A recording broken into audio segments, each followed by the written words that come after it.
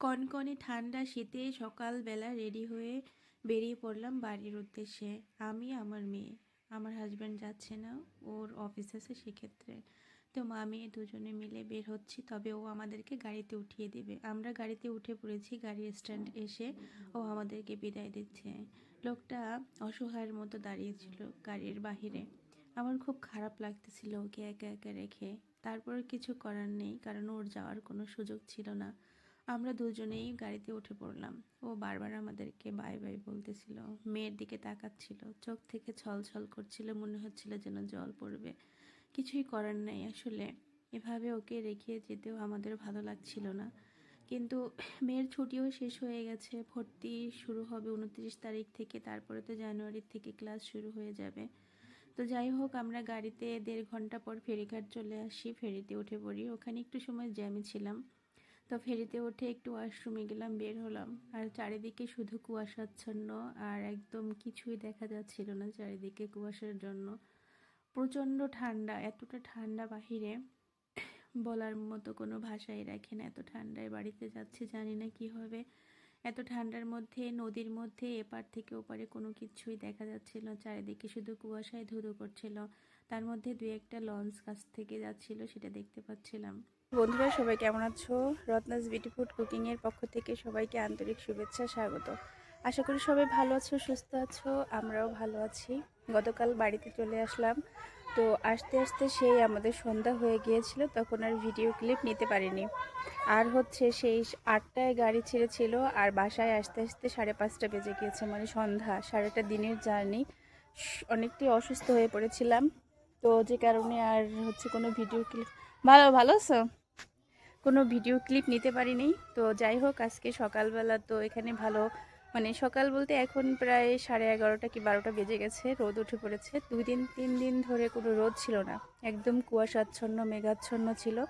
তো আজকে বেশ ভালো রোদ দেখা যাচ্ছে, বাড়িতে এসে ভালো লাগছে। তো যাই হোক, আজকে আরেকটা নতুন ভিডিও শুরু করলাম। বন্ধুরা, যারা আমার নতুন ভিউয়ার্স আছো তারা অবশ্যই চ্যানেলটি সাবস্ক্রাইব করে সাথে থাকবে, পাশে থাকবে। আর হচ্ছে যারা আমার প্রথম ভিডিও দেখছো তাদেরকে অবশ্যই রিকোয়েস্ট থাকবে যে চ্যানেলটি সাবস্ক্রাইব করে সাথে থাকবে। আর যারা অবশ্য সাবস্ক্রাইব করেছো তাদেরকে অসংখ্য অসংখ্য ধন্যবাদ। তো আজকে যাই আরেকটা ভিডিও শুরু করি। আজকে আমাদের গ্রামীণ পরিবেশ, বাড়ি ঘর দোর, রান্না বান্না, এগুলোই শেয়ার করব। তো সাথে থাকো, পাশে থাকো, দেখতে থাকো। তো এটা আমাদের গ্রাম বাড়ি, চারিদিকটাই শুধু গাছগাছালিতে ভরা। তো যাই হোক বন্ধুরা, চলো যাই ঘরে। মা রান্না করতে গেছে, কি রান্না বান্না হচ্ছে দেখাচ্ছি, তো সাথে থাকো। এই যে বাড়ি, এটা আমাদের। মা উঠানে লাউয়ের গাছ লাগিয়েছিল, লাউ কুমড়ো গাছ। আর এটা হচ্ছে আমাদের বাড়ির গেট আপটা। এই যে আমরা ঠাকুরেরা 3 ভাই, তো এটা ওই যে ওটা হচ্ছে আমার মেজো জেঠুর ঘর, এটা হচ্ছে আমাদের ঘর। আর এই সাইডে হচ্ছে আমার বড় জেঠুর ঘর, তো সেটা দেখাবো পরে। যাই হোক, এটা হচ্ছে আমাদের মন্দির। আর মা এখানে যে লাউ গাছ, যে মাচায় লাউ গাছ কুমড়া গাছ দিয়েছিল, এগুলো বেশ একটা ভালো হয় নাই যদিও, মোটামুটি গাছগুলো কেমন যেন মরে মরে গেছে। ওই যে ওই একজন সদস্য, ছেলে না মেয়ে? ছেলে। কবে হয়েছে? তাই? ভালো আছে তো, সুস্থ আছে? হ্যাঁ। ঠান্ডা? রোদে বসো, রোদ খাও। ওইটা হচ্ছে মেজো জেঠুর ঘর, আর এটা তো আমাদের ঘর দেখালামই। এই যে ওইটা হচ্ছে বড় জেঠুর ঘর, উনি জীবিত নেই, মারা গেছেন। এই যে ওটা ওনাদের ঘর। যাই হোক, যাই ভিতরে। তুই আমার ভিডিও করে দিবি, বুঝছস পাগলু? তোরা ক্যামেরাম্যান বানাবো।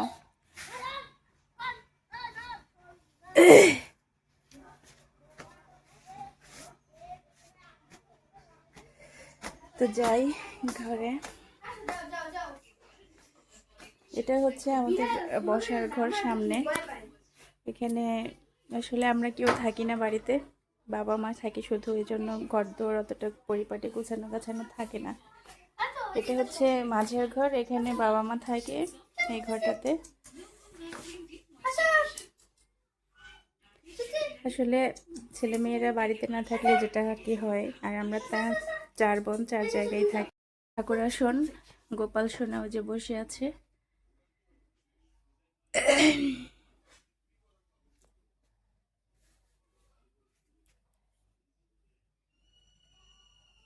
দেখাই। আর বন্ধুরা তোমাদেরকে আরেকটা জিনিস দেখাই। এই যে একটা রুম, এই রুমটাতে বিয়ের আগে আমি এই রুমটাতেই থাকতাম। আমার পড়ালেখা এখানেই হতো। এখানে একটা টেবিল ছিল, এই যে এই মাথাটাতে, এই যে এইখানটাতে। তো টেবিলটা এখানে নেই এখন আর সেই টেবিলটা। তো গরিবের বাড়ি, গরিব বাবার মেয়ে। তো যেমন বাবা পেরেছে আমাদেরকে মানুষ করার চেষ্টা করেছে, ভালো রাখার চেষ্টা করেছিল।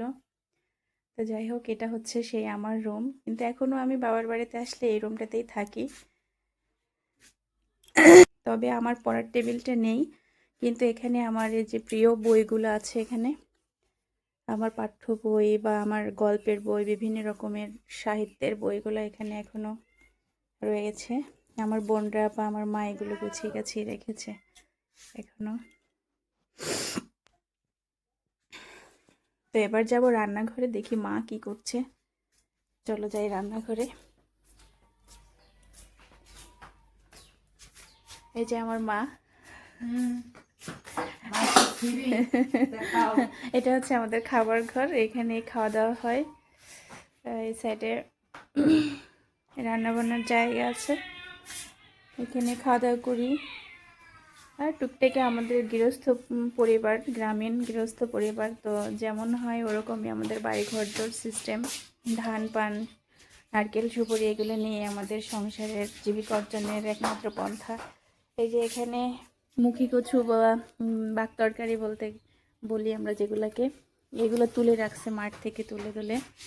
এই যে এগুলো কিন্তু আমি আগের ভিডিওতে রান্না করে খেয়েছি ইলিশ মাছ দিয়ে, এবং অন্য অন্য কিছুতে আমি দেখাইছি কিভাবে কি এগুলো খেতে হয়। এগুলো তুলে রাখছে যে এক সাইডে। রান্নাঘরে, হ্যাঁ রান্নাঘরে, এটা হচ্ছে আমার মায়ের রান্নাঘর, মাটির চুলা। এই যে এখানে রান্না করে, মাটির চুলা না, এটাকে বলে বন্ধু চুলা। এটা পাকা করে একবারে তোলা হয়েছে। আর এখানে আমার মা যে লাকড়িগুলো সব জমা করে রাখছে, এই লাকড়ি দিয়েই চুলায় রান্না করা হয়। গ্যাসের চুলাও আছে, তো মাঝে মাঝে গ্যাসের চুলায় রান্না করা হয়। যেগুলো সব লাকড়ি রাখার জায়গা। গ্রামীণ পরিবেশ যেমন হয় তেমনই।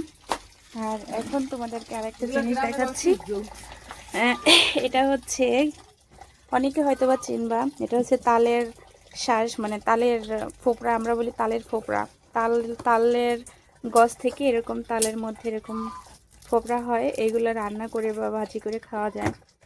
বিশেষ করে আমরা বেসন দিয়ে বা ডাল বাটা দিয়ে, চালের গুঁড়া দিয়ে মানে বড়া করে খাই। এগুলো খেতে কিন্তু দারুণ। এগুলো এমনিতেও খাওয়া যায়, খালি খাওয়া যায়, আর রান্না করেও খাওয়া যায়। তো আজকে এটা দিয়ে মা বড়া করবে, আমাকে বললো এগুলো তুলে দিতে। মা কেটে দিয়েছে, আমি এগুলো তুলে দেবে, শ্বাসগুলো বের করে দিচ্ছি।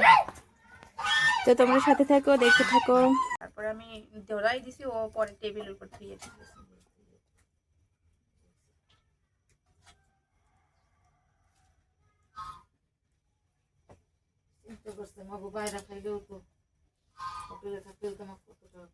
না না, ওইটা তো চিন্তা করা ভুল, এটা চিন্তা করা ভুল না।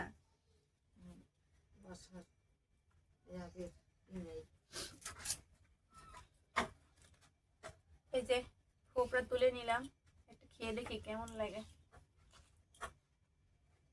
ভালো লাগলে সেই মজা। না মা, মিষ্টি আছে এটা তো।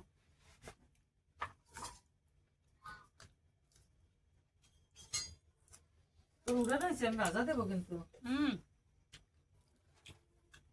মিষ্টি লাগলো, ঋষিকা কয় মিষ্টি লাগে না। কি দিছো? আর দেবো কি? আর কি গুড়া গাড়ি দাও নাই কিছু? আর চাল বাটা দাও নাই? চাল বাটাই তো আর নাই, আছে অল্প। এটা কাটিয়ে কাটিয়ে আছে অভাব নেই। এখানে যে ভাজা হইতেছে বড়া, তালের আটির বড়া ভাজা হইতেছে। এটার নাম ফোপড়া। এটার নাম কি? তালের ফোকরা। এদিকে তাকাও।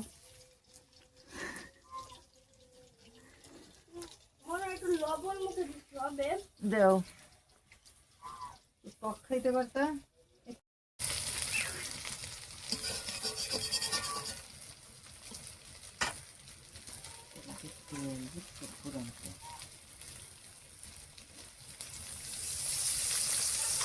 গজে যে তেল টানে তো।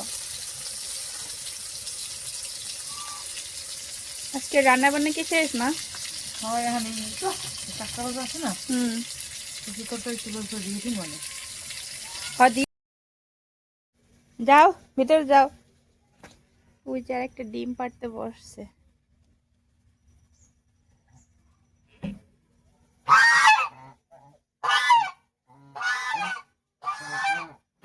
এদিকে এই যে ধান গাছের যে বীজ তুলতেছে, ধান লাগাবে আমার বাবা।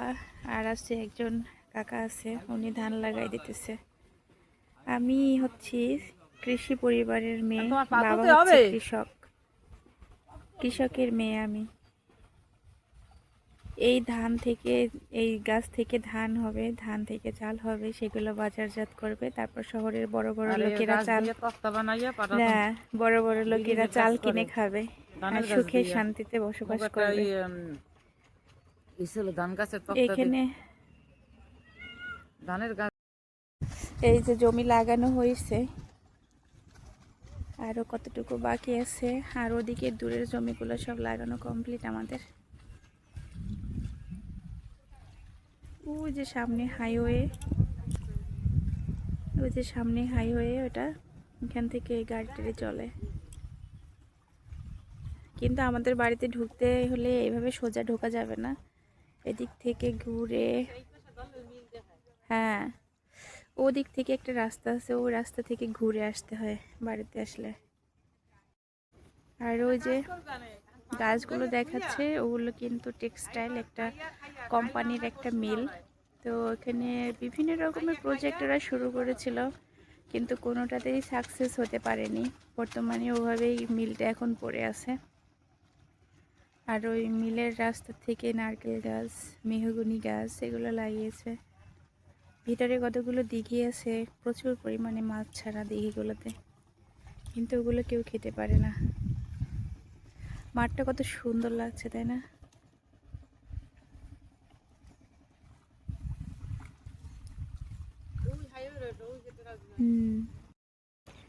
যে বীজ তুলতেছে বাবা আর একটা কাকা।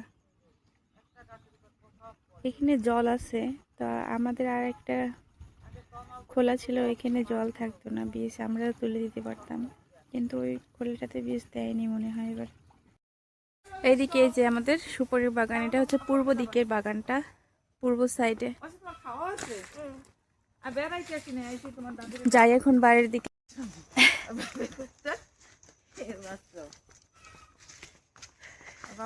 আমার মেয়ের বাসায় রাখছিলাম, সে আমাদেরকে দেখতে না পেয়ে চলে আসছে।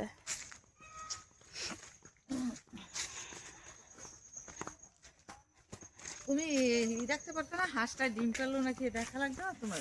মাও মাটির টানে আজকে আমি বাড়িতে, এখন এত ঠান্ডার মধ্যে বাড়িতে চলে আসলাম। ওই যে